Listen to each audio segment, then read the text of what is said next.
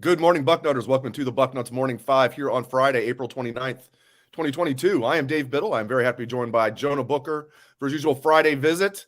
A lot of fun stuff to get into, J Book. I mean, wide receiver U keeps on keeping on, as it says down there on the banner. I mean, Garrett Wilson. Now I think the Falcons are going to regret not taking Garrett Wilson at 8, but we'll see.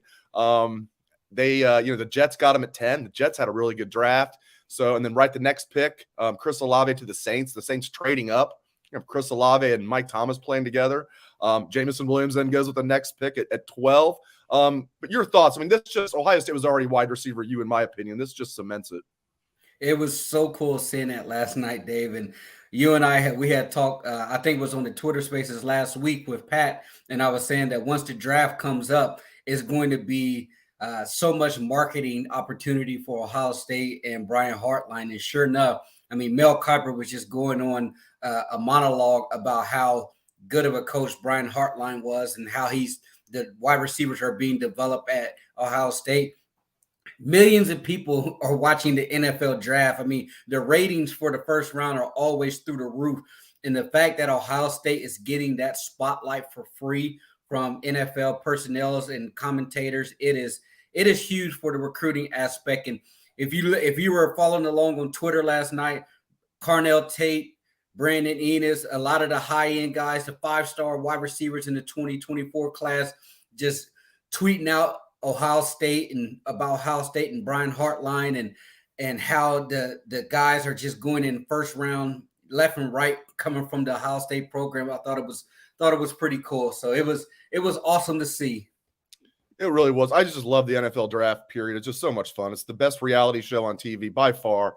I can't wait for rounds 2 and 3 tonight.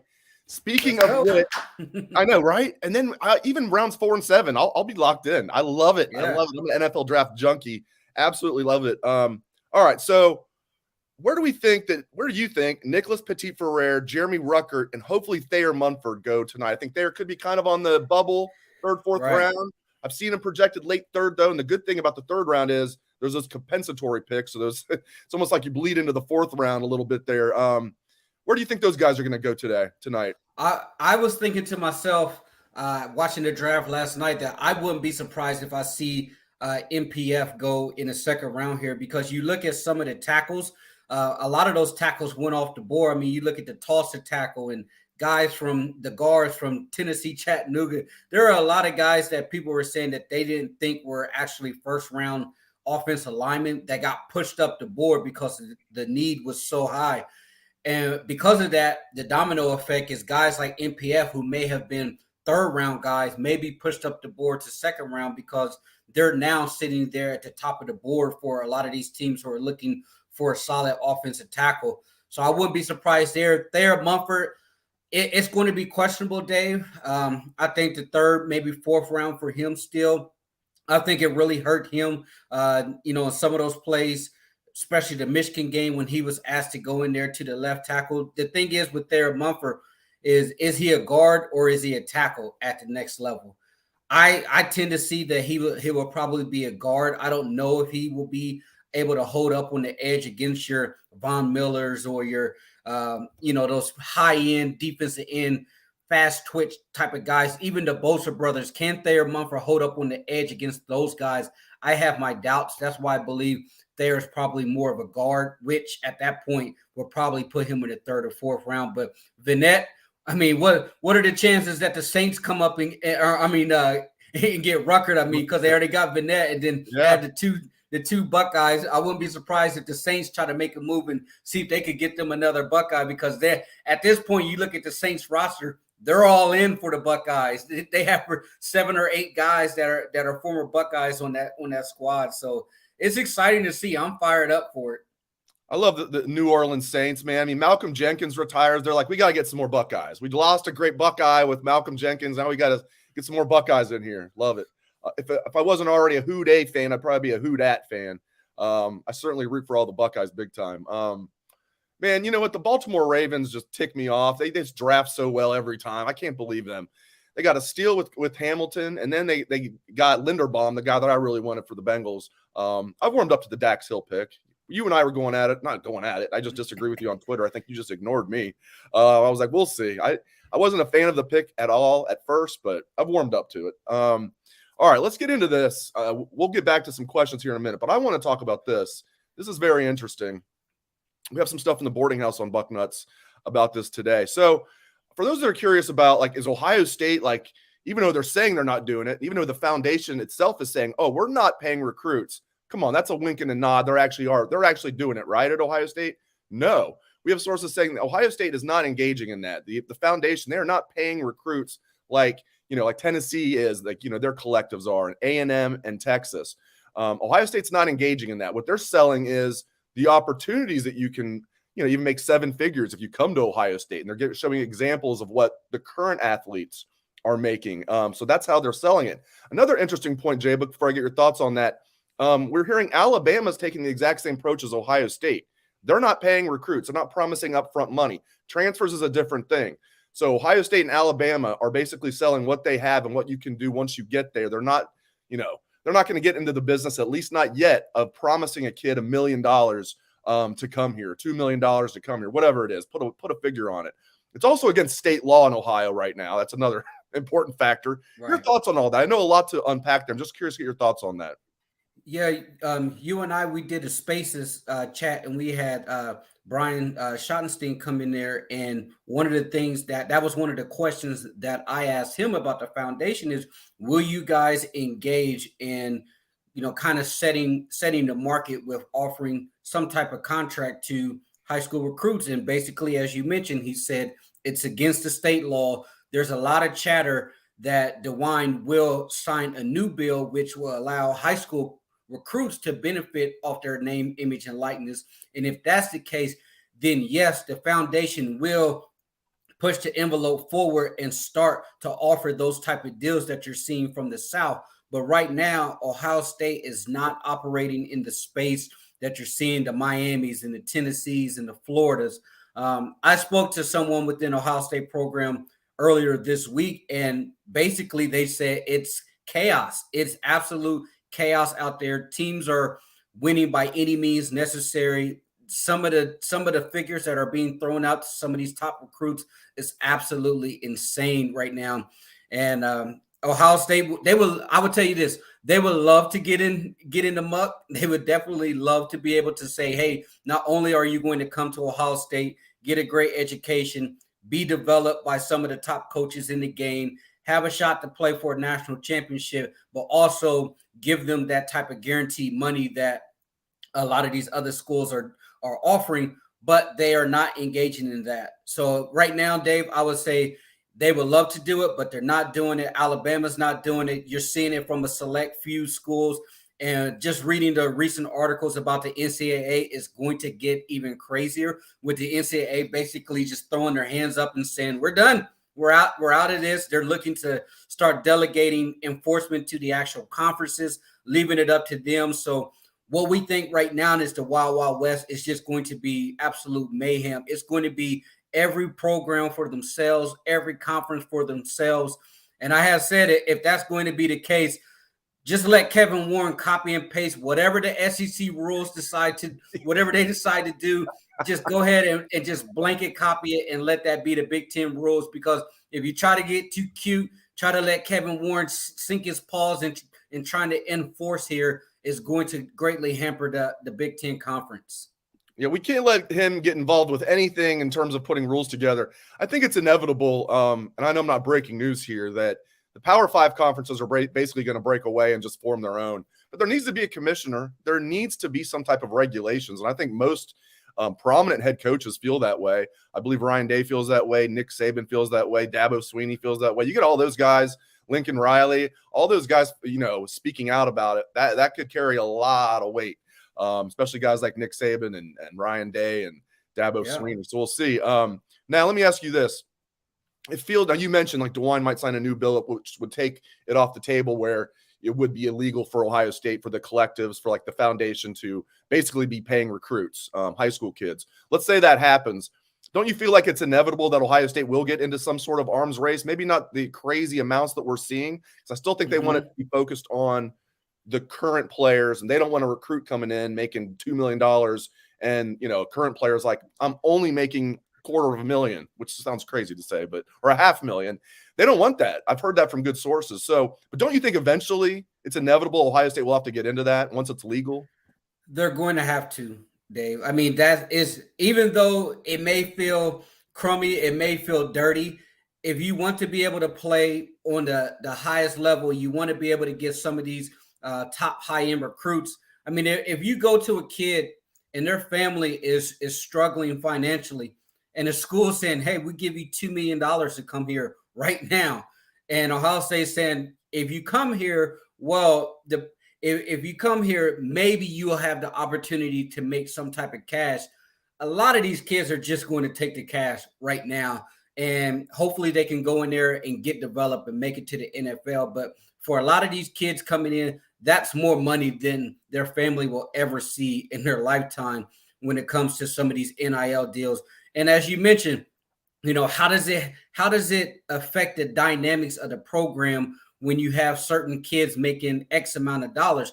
You look at it, it's already starting to seep out just a little bit at Miami. Right. I was reading this morning that one of the basketball players from Miami saw that the Kansas State kid is coming in. He got $800,000. So one of the current players said, well, if you don't increase my NIL pocket, I'm transferring out. So that right there just kind of lets you know that, hey, I'm transferring. If you don't pay me, that's what it's potentially going to go to. But it's early. I'm curious to see how it's actually going to work out with Texas A&M. You look at Texas A&M spending all the money that they did. Tennessee out here offering big time money. Florida, if you go over to the Florida 24/7 board, even their staff is saying, hey, we made an offer to X recruit, but we just blatantly got outbid by Miami. They doubled what we were willing to offer this recruit. We were in the game. So that's just kind of where we're at right now. Yeah, and Ohio State was at one point, you had insiders saying Ohio State was the favorite to land the K-State basketball transfer. Miami then outbid Ohio State, gave the kid $800,000 a year. So they gave him $1.6 million total for 2 years. It's crazy, man. That story that you referenced, it even had the guy who's the billionaire down there who's funding all of this down in Miami. He even had quotes from him saying, I do not renegotiate. I mean, this is turned into we were like, man, how fast is this going to turn into pro sports? Ludicrous speed. It's already has. Well, what you're doing, as you mentioned that billionaire, Dave, what you essentially are doing, you're having wealthy boosters turning into general managers, because those boosters, they don't have the cash to be in the actual NFL. So what are they going to do? They're going to go ahead and manage the pocket and the purse strings for their beloved alma mater or the school that they cheer for. Yeah, and as Ed, a loyal listener, viewer, probably a question a lot of people are wondering. Ed wants to know, where is all this cash coming from? I mean, just to keep it simple, Ed, it's coming from very wealthy boosters, billionaires, multimillionaires at the very least, and hey, regular fans, and I know many have donated to the foundation, chipping in, doing what they can. But when you're talking about these mega deals, where's the money coming from? Big time boosters. And listen, Ohio State, they've got plenty of big time boosters. So, wait till Les Wexner and his family gets involved with this stuff, Yeah, the money's coming from three sources. You can have it coming from the fans like us that, decide, hey, we're going to donate $25-50 to the foundation. 2 is coming from the boosters.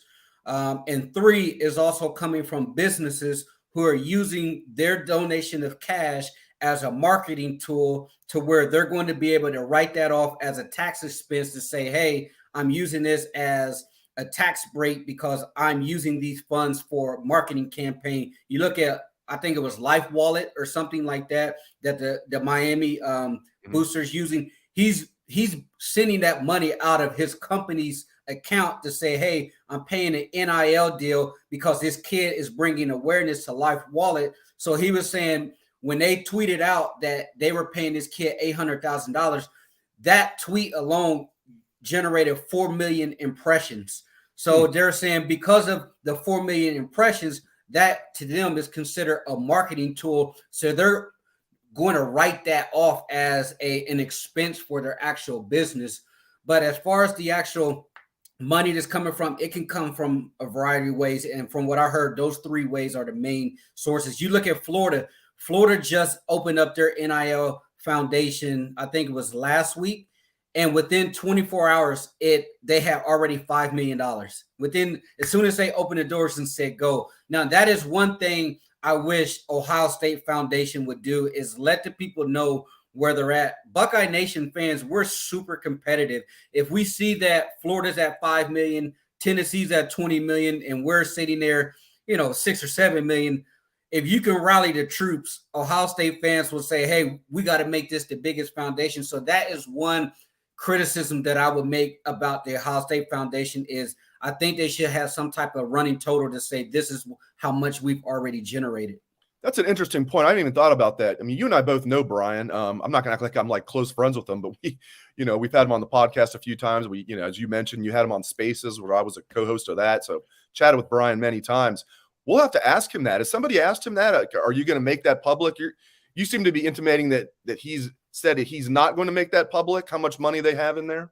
They haven't really said, and just going through this dialogue with you and the fans here, that's just something that just popped in my mind. It's like, hey, I would like to know, where they're actually at, because I thought it was really cool that Florida NIL was transparent and they were just tweeting it out like, we're at 4 million, we're at 5 million, just letting the people know where they're actually at as far as actual funds. Because I mean, is our foundation broke compared to everyone else? I would like to know, like, if we're only operating with a couple 100,000, whereas some of these teams are saying, hey, our war chest is going to be 25 million.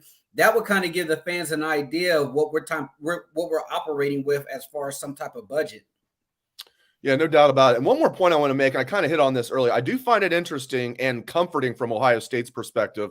First of all, it's not hurting recruiting at all if you look at their recruiting class right now. But you have Alabama, Ohio State, and even Clemson have the same mindset here with NIL. They're going to do everything they can for their current, student athletes and transfers, but they're not going to get in the business of buying recruits, at least not yet. I do find that notable, because if you're Ohio State, who are you comparing yourself against? Alabama, right? That's who you're chasing. So I do find that notable. What do you think about that? I do. I mean, it's great that the big dogs are really in the same space right now. I think that teams that are really trying to make that push to get from being a solid program to an elite program, those are the ones that you're seeing that's really coming out here, guns blazing, willing to pay whatever it takes to get recruits in the actual door. You look at Texas, you look at Texas A&M, you look at Florida, you look at Tennessee, Miami. Those are historically great programs, but how far down the pole have they been for the last, decade? So right now they're just trying to hop in there and try to make the program as competitive as possible, as quickly as possible. And the fastest way to do that is to go and buy recruits. Let me get to a couple questions here. Andre wants to know, coming from YouTube, what do you guys think Ohio State's recruiting class? Do you think Ohio State's recruiting class will end up in the top 5? I do. It'll probably be closer to 5 than 1, but I think it'll be like a top 5, top 4 class. What do you think, J-Book? I agree. I think it would be, as you mentioned, closer to the 5, maybe 6, 7 range, because you look at where they're at right now. It's the overall star composite scores is a little down compared to the last several years. So that would mean in order for them to really push for that top 5 spot, they're going to have to start landing some top 100 guys.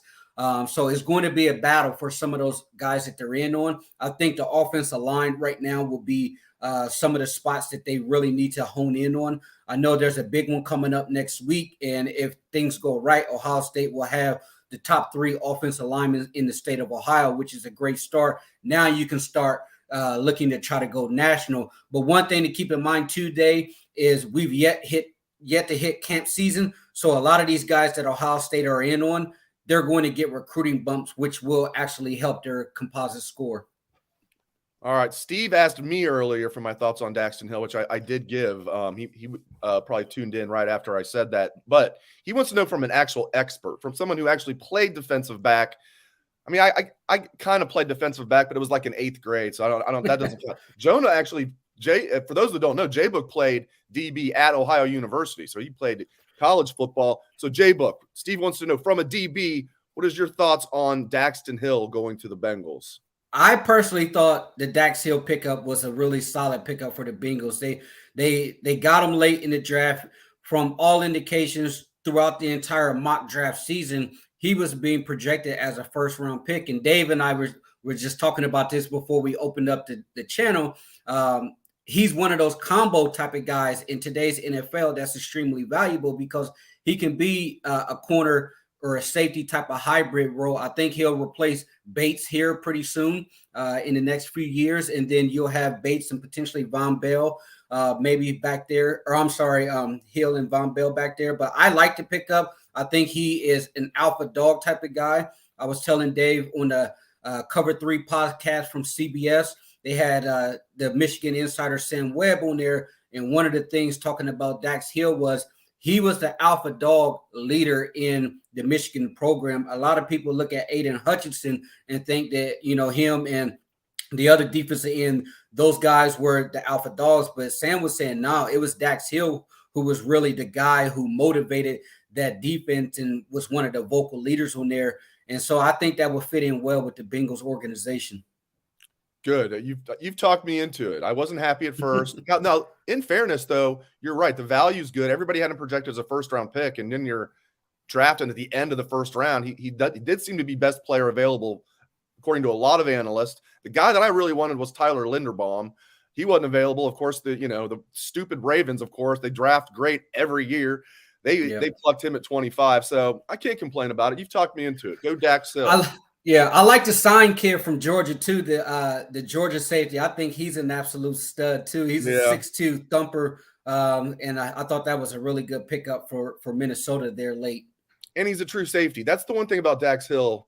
Like, I don't like tweeners, but football's changing, and Louis Anarumo from the Bengals, their defensive coordinator, Anarumo, he does a good job, and he'll be creative with Dax Hill. So before we move on, I will say this, Dave. The NFL, because the NFL has changed to where the tight ends are being split out, in order for you to be able, because you can't necessarily put a corner on a tight end. Like if you have a Kelsey or a Darren Waller, someone like that goes and splits out in the slot, that's where your Dax Hill type of player comes into play, because he can play close to the line of scrimmage as a corner because he does have the athletic ability to flip his hips, but he also can be physical enough to be your safety. So that kind of helps when you're going against an NFL type of offense to where they have an elite tight end to where you don't have to move a nickel corner inside. You can use your hybrid safety there. That's a great point. And the Bengals used a guy that played really well in the playoffs last year named Trey Flowers, a guy they got for nothing. Seahawks cut him mid-season. Bengals picked him up. He's a former fourth-round pick, and he played really well as in that role that you're talking about. They just basically used him as like, if you're playing the Bengals were playing against a good tight end, Trey Flowers was on him like pretty much the entire game. So great point there. One more. Sorry, we're not going to get to all the questions. There's always so many great questions. We appreciate them. Hey, I got some time today, man. Okay, we'll go a little longer. This is one that I think every Buckeye fan would love to be true. Evan wants to know, has Clemson fallen off for good?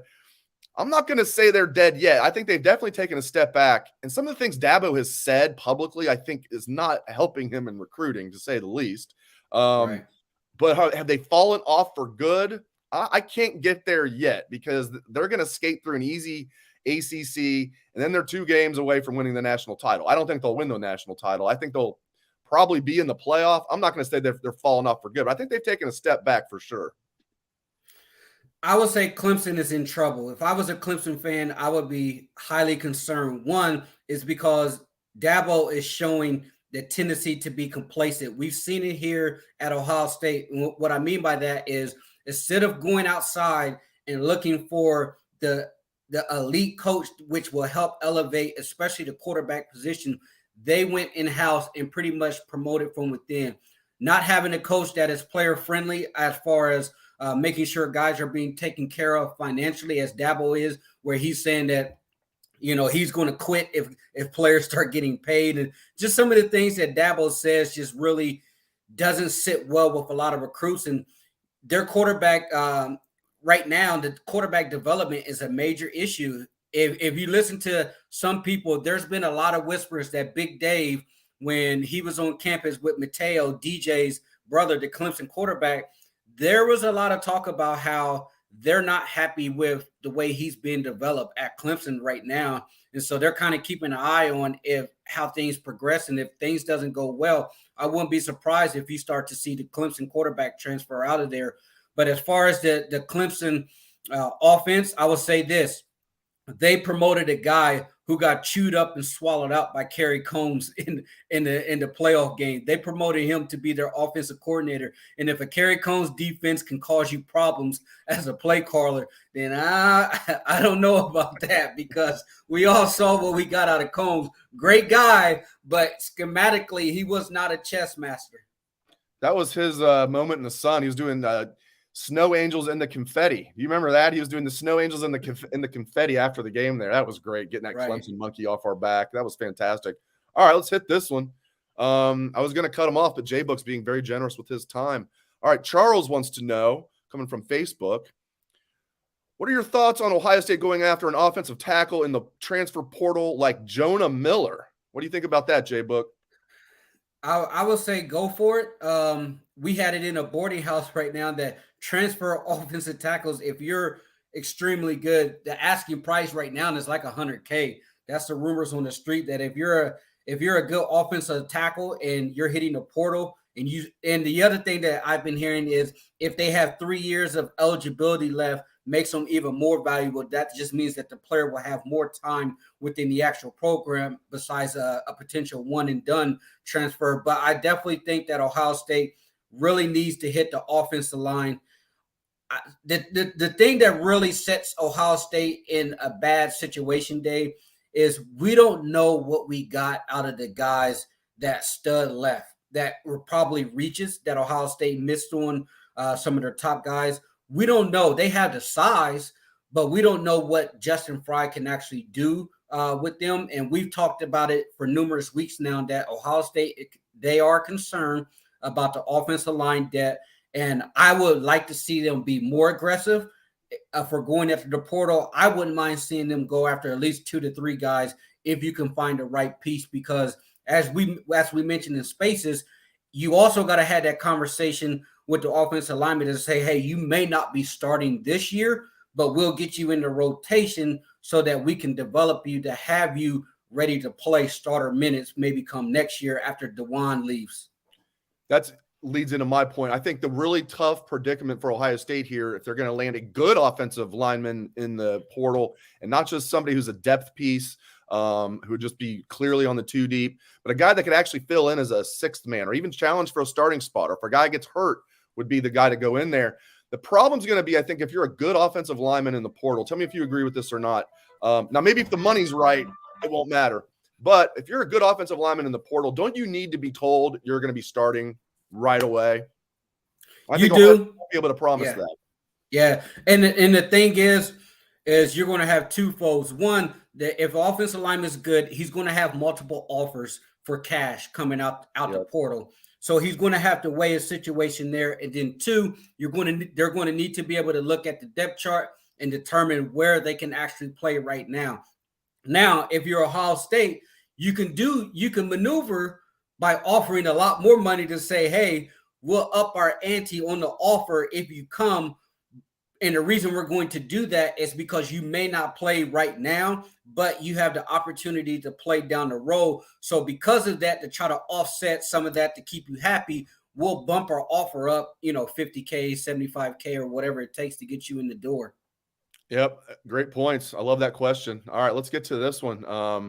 This is from Ryan on Facebook. Ryan wants to know, do you see schools/foundations requiring players to sign contracts not to transfer? I think absolutely. I think we're already seeing that when some of the details from the Tennessee contracts are leaking out and others. I think absolutely. Or, requiring them to sign contracts, maybe not to transfer, but if they transfer, then they don't get money going forward. So it would be like a year. They get to keep what they already earned, maybe. What do you? They're definitely going to have to have some type of wording in there in the contracts, I would think, J-Book. You definitely have to do that so you don't get Quinn Ewers burn type of deal. You look at what Texas A&M has, what they've been doing, and basically you sign your contract and it says you're guaranteed X amount of dollars while you're still enrolled at that specific university. if you decide to leave, which you have every right to do, you're going to leave that money on the table. So in year 2, year 3, if you're guaranteed to make X amount of dollars, if you decide to transfer, that money goes back into the foundation pool. All right, let's see if there's any more that we're going to get here. Let's see here. Let's get to one more here. This is from Chad from from YouTube. I think a lot of Buckeye fans are wondering this. Will Master T get drafted on Saturday, or will he be an undrafted free agent? Chad adds, is it better to go 7th round or be an undrafted free agent? I always think it's better to hear your name. I'd rather be a 7th round pick than be an undrafted free agent. I get it. You can pick your team and your best fit if you're an undrafted free agent, but you could always say you're an NFL draft pick if you go in the 7th round. Your thoughts on that? And do you think Master T will get drafted, J Book? I do think he'll get drafted late. To me, it's a two-pronged type of deal because I really like the opportunity to pick the right fit for myself, because if you go into a situation where they already have 2 solidified running backs and the best you're going to get is a practice squad type of opportunity, then yeah, it's cool to hear your name called in the 7th round, but I would really like to see a situation where you can actually choose where you go so that you can find the right fit. There you go. Great show today. Appreciate your knowledge as always, J Book. You always come strong. Great stuff as always from Jonah Booker. And thank you to all the listeners and viewers out there. Great questions and comments. At least great comments from most of you. Seems like we have a Notre Dame troll that jumped in and a couple other trolls, but we didn't put any of their comments up. But you Buckeye fans had some great questions and comments. We appreciate all of you. If you like the show, like, subscribe, give us a 5-star review, depending on what platform you are listening or watching on. Again, thanks to J Book. Thanks to all of you. Enjoy the rest of the NFL draft. Hope everyone has a great day and a great weekend.